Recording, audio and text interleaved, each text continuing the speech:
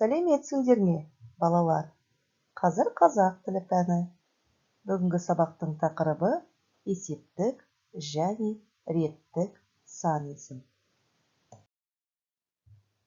Оқу мақсаты тірек сөздерді пайдаланып, берілген тақырып бойынша әңгіме құрайсыңдар. Есептік және реттік сан есімдерді ажыратасыңдар. Балалар, тест сұрақтарына жауап беріңдер. Бірінші сұрақ сан есімнің сұрақтары. Дұрыс жауапты белгілеңдер.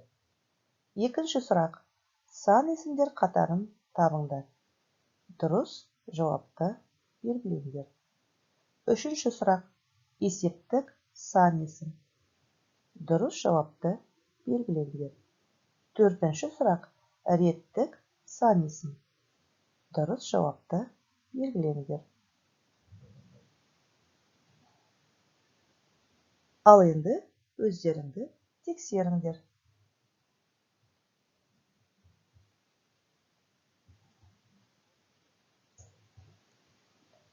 Жарайсыңдар, балалар.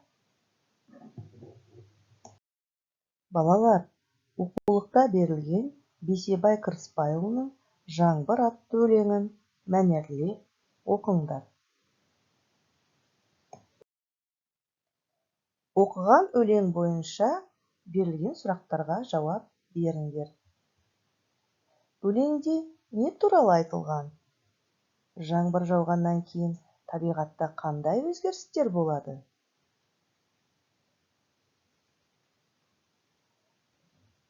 Тексерейік. Өлеңде жаңбыр туралы айтылған. Жаңбыр жауғаннан кейін ауа қабаты тазарады. Айнала хош иіске бөленеді. Аспанда әдемі кемпірқосақ пайда болады. Дұрыс, жарайсыңдар, балалар. Енді өлең мазмұнын әңгімеге айналдырып жазыңдар.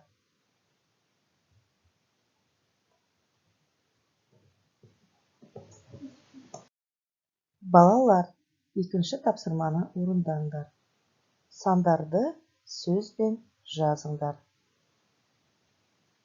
4, 5, 6, 7, 10, 27, 90, 18, 23, 56, 67. Бұлар қандай сан есімдер?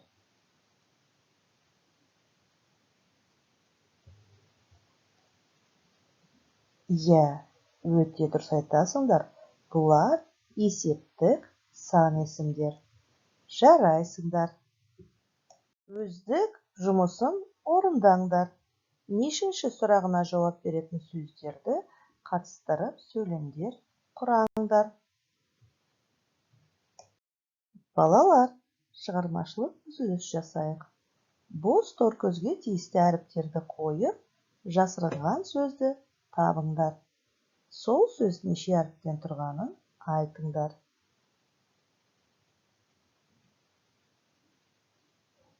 Тексерейік. Жарайсыңдар. Кемпірқосақ деген сөз шықты. Неше әріптен құралғанын айтыңдар. Оқу тапсырмасы. Оқулықтағы 89-шы беттегі 51-ші жаттығу. Балалар, өткен сабақты жақсы меңгеріп, өздеріне керекті мәліметтерді алсаңдар, чемоданға саламыз. Әлі де түсінбеген, білмейтін тұстарымыз болса, еттартқышқа саламыз. Қажетті емес, артық дүние болса, қоқыс жәшігіне саламыз. Балалар, бүгінгі сабақ аяқталды. Сау болыңдар.